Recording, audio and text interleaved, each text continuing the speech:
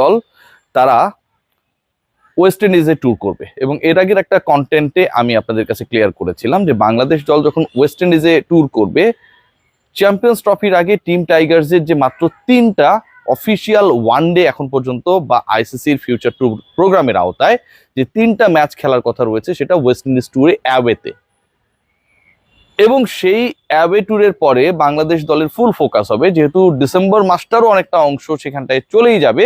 ফেব্রুয়ারিতে বাংলাদেশ দল champions trophy পাকিস্তানে খেলবে, এবং বাংলাদেশ দলের যে মিশন সেই মিশনটায় বাংলাদেশ কেমন করবে না করবে সেটা ডিপেন্ড করবে ওই পার্টিকুলার 3টা ওয়ানডেতে বাংলাদেশ কেমন করে, কারণ কনফিডেন্সের ব্যাপার রয়েছে। এবং একই সাথে এর আগে পরে বাংলাদেশ ক্রিকেট বোর্ড কোনো বাইলেটারাল সিরিজ বা টুর্নামেন্টের অংশ হতে পারে কিনা, আলোচনা সেখানটায় নয়। আলোচনা যেখানটায় নভেম্বর ডিসেম্বরের যে বাইলেটারাল সিরিজটা বাংলাদেশ ওয়েস্ট ইন্ডিজে খেলবে সেখানটায় দেখা যেতে পারে তামিম ইকবাল খানকে, ইয়াস, তামিম ইকবাল খানকে সেই পার্টিকুলার সিরিজে দেখা যেতে পারে।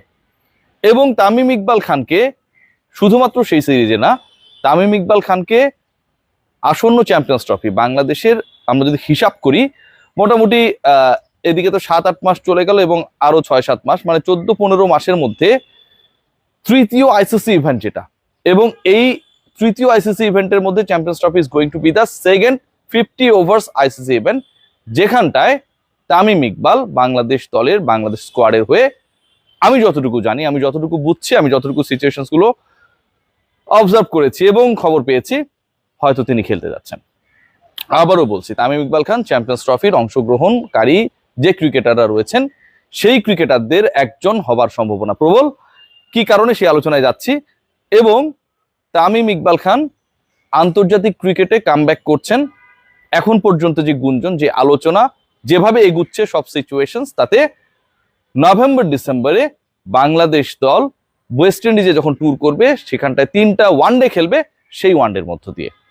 কেন এই আলোচনা এতটা বেগবান হলো, কেন এই আলোচনা এই মুহূর্তে করা হচ্ছে, চ্যাম্পিয়ন্স ট্রফির অনেক বাকি, যখন আলোচনা হচ্ছে শান্তর ক্যাপ্টেন্সি নিয়ে, যখন আলোচনা হচ্ছে চান্ডিকা হাথুরু সিং এর একনায়কতান্ত্রিক মনোভাব নিয়ে, বাংলাদেশ দলের ইন্টারন্যাশনাল ফেইলিওর নিয়ে, ঠিক তখন তামিম ইকবালের আলোচনা কতটুকু ভ্যালিড, আমার কাছে মনে হয় 100% ভ্যালিড। এবং এই আলোচনাটা মোটামুটি বাংলাদেশ ক্রিকেট বোর্ড সংশ্লিষ্ট যারা ক্রিকেট বোর্ডের সাথে বিভিন্নভাবে ইনভলভ তারাই শুরু করেছেন।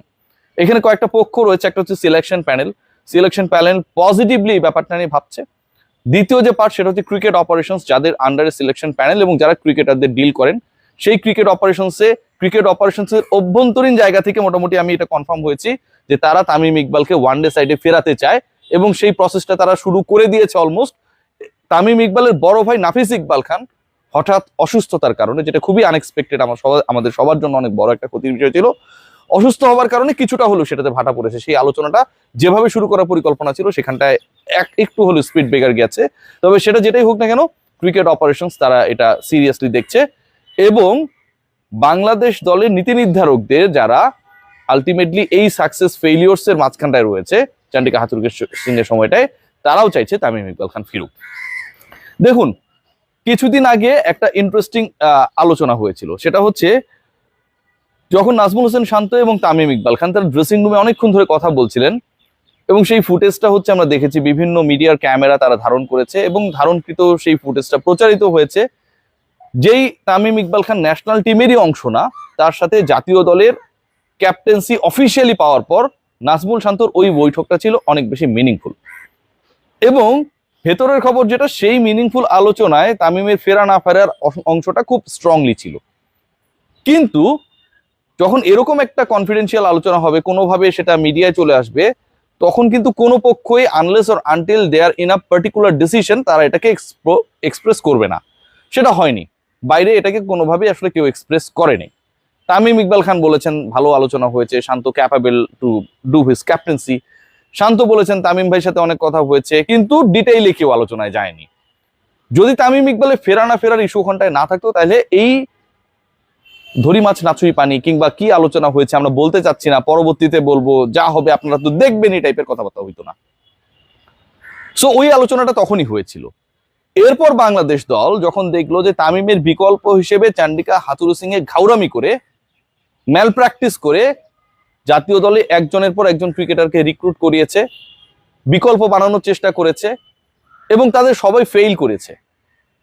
তামিম থাকার কারণে একটা সময় আলোচনা করা হতো যে লিটন কুমার দাস তিনি নাকি তার খেলাটা, ন্যাচারাল খেলাটা খেলতে পারেন না, এবং লিটন কুমার দাস নাকি তামিম ইকবাল অনেক বেশি সময় নিয়ে খেলেন, সেট হন, অ্যাঙ্করিং রোল প্লে করেন, এই কারণে লিটন কুমার দাস তার রোলটা প্লে করতে পারেন না, তাড়াতাড়ি গিয়ে আউট হয়ে যান, তিনি তার স্বাধীনতা উপভোগ করেন না। তামিম যখন ছিল না, তামিম যখন গত প্রায় দীর্ঘ সময় ধরে, 1 বছরের বেশি সময় ধরে জাতীয় দলে নাই, ওই সময়টায় লিটন কুমার দাস কি খেলেছে সবচেয়ে বেশি আলোচনা এই মুহূর্তে সেই ব্যাপারটা। অর্থাৎ এমন একটা প্রজেকশন তৈরি করা হয়েছে যে তামিমের প্রেজেন্সের কারণে অনেক ক্রিকেটার তার ন্যাচারাল খেলাটা খেলতে পারে না। তামিম যখন থাকলো না, ঠিক তখন ওই পার্টিকুলার ক্রিকেটারের অবস্থা তামিম যখন ছিল তার থেকেও খারাপ। লিটন কুমার দাসের অবস্থা এতটা খারাপ, মানে তামিমের ওপেনিং পার্টনার যিনি ছিলেন, তামিম তো নেই এই কারণেই ছিলেন বলছি, যে তিনি এখন 11 তো পরের কথা, 15 সদস্যের দলেও লিটনের থাকাটা নিয়ে প্রশ্ন রয়েছে। ওয়ানডে ফরম্যাটে লিটন বারবার ফেল করার কারণে তাকে গাজী আশরাফ হোসেন লিপুর যে নেতৃত্বাধীন সিলেকশন প্যানেল, তারা লিটনকে শুধুমাত্র প্যানেলের আওতার বাইরে করেনি, 15 সদস্যের দল থেকে তাকে বের করে দেয়নি, টিম হোটেল থেকেও তাকে পাঠিয়ে দেওয়া হয় প্রিমিয়ার লিগ খেলার জন্য। অবস্থা বুঝুন লিটনের অবস্থা কতটুকু খারাপ। তামিমের বিকল্প হিসেবে নাইম শেখকে ট্রাই করা হয়েছে, নাইম শেখ যে অদ্ভুত ভাবে আউট হয়েছে, এগুলো ভাই ওই যে মার্ভেলের যে বিভিন্ন সিনেমাটির মাগুলো হয় না, এখানেও সম্ভব না, আমরা দেখেছি তার পারফরমেন্স। এনামুল বিজয় ফেল করেছেন, তানজিদ তামিমকে ওয়ার্ল্ড কাপার বানানো হয়েছে, তিনিও ফেল করেছেন।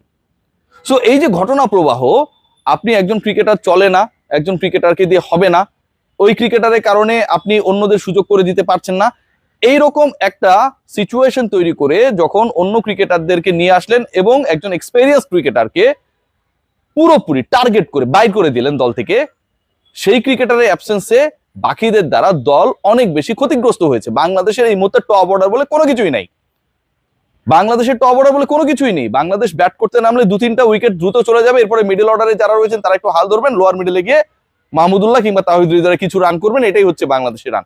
এই যে একটা প্র্যাকটিস, এই যে একটা কমন সিনারিও তৈরি হয়েছে, এটার কারণটা কি? কারণটা হচ্ছে যিনি তামিমকে পছন্দ করেন, ওই যে কোটার কথা বলছিলাম, চন্ডিকা হাথুরুসিংহে সিং। সো তিনিও ক্ষমতার জায়গাটায় আগের থেকে অনেক বেশি ভঙ্গুর জায়গায় রয়েছেন। তামিমকে ফেরাও, এই আলোচনাটা প্রকাশ্য হয়েছে। সাবেক একজন সিলেক্টর তিনি তো প্রকাশ্যেই বলেছেন তামিমের এখন ফেরা উচিত, ফিরলে এখনই ফেরা উচিত, এবং বাংলাদেশ ক্রিকেট বোর্ড সেই চিন্তাই রয়েছে, তামিমকে ফেরাতে হবে, ফিরলে এখনই ফেরাতে হবে।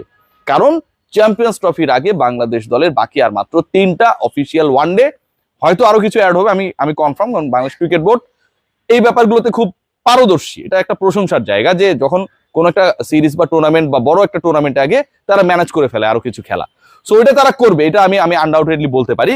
তামিমের ফেরার ব্যাপারটা নভেম্বর ডিসেম্বরে যে হচ্ছে, এবং এই ব্যাপারে ক্রিকেট বোর্ড এবং তামিম দুপক্ষই যে আগের যে কোনো সময় থেকে positive, even the captain Najmul Hossain Shanto যে পজিটিভ, এটা নিয়ে কোনো ধরনের ডাউট নেই। তামিমের বিকল্প হিসেবে যাদেরকে সেট করার চেষ্টা করা হয়েছিল, স্টাবলিশ করার চেষ্টা করা হয়েছিল, এবং তথ্য ছড়ানোর চেষ্টা করা হয়েছিল যে তামিমের প্রেজেন্সের কারণেই দলের ক্ষতি হয়ে যাচ্ছে, সেই আলোচনাগুলো একটা বোগাসে পরিণত হয়েছে। এন্ড অফ দ্য ডে বাংলাদেশের বাস্তবতায় তামিম ইকবালের প্রয়োজন, এন্ড অফ দ্য ডে বাংলাদেশের বাস্তবতায় কনসিস্টেন্সি প্রয়োজন, এন্ড অফ দ্য ডে বাংলাদেশের বাস্তবতায় একজন ক্রিকেটার ধরে খেলবে, অ্যাঙ্করিং রোলটা প্লে করবে, সেই ক্রিকেটারকে প্রয়োজন, যেই রোলটা তামিমের অ্যাবসেন্সে গত 1 বছরে কেউই পারফর্ম করতে পারেন নাই। চন্ডিকা হাথুরুসিংহে বাংলাদেশের ক্রিকেটকে তামিমকে আউট করে দিয়ে যেভাবে ড্যামেজ করেছেন, সেটা কেউ স্বীকার করুক আর না করুক সবাই বোঝেন। থাকে না যে আপনি ধরেন আমাকে চিমটি মারলেন, এটা প্রমাণ নাই, কেউ দেখে নাই, কিন্তু ব্যথা যে আমি পাইছি সেটা বোঝা যায়। বাংলাদেশ ক্রিকেট বোর্ড যে তামিমের অ্যাবসেন্সে ইন্টারন্যাশনাল ক্রিকেটে ফল হওয়ার ব্যথাটা পেয়েছে, সেটা প্রকাশ্য। চিমটিটা কে মেরেছে না মেরেছে সেই নামটা না নিলেও চিমটির ব্যথা যে রয়েছে সেটা নিয়ে কোনো ডাউট নেই। Tamim Iqbal, as per the opinion of cricket board officials, plans November ডিসেম্বরে জাতীয় দলে হয়তো ফিরছেন, এবং চ্যাম্পিয়ন্স ট্রফিতে তার খেলার সম্ভাবনা অনেক বেশি। দেখা যাক কি হয়। নতুন কোন রঙে, ওই যে তাহসান আর ফারিন গান গেয়েছে না, রঙে রঙে রঙিন হব, হাথুরু সিং বাংলাদেশের ক্রিকেটকে রঙিন করে কিনা সেটাই দেখবো। সবাই ভালো।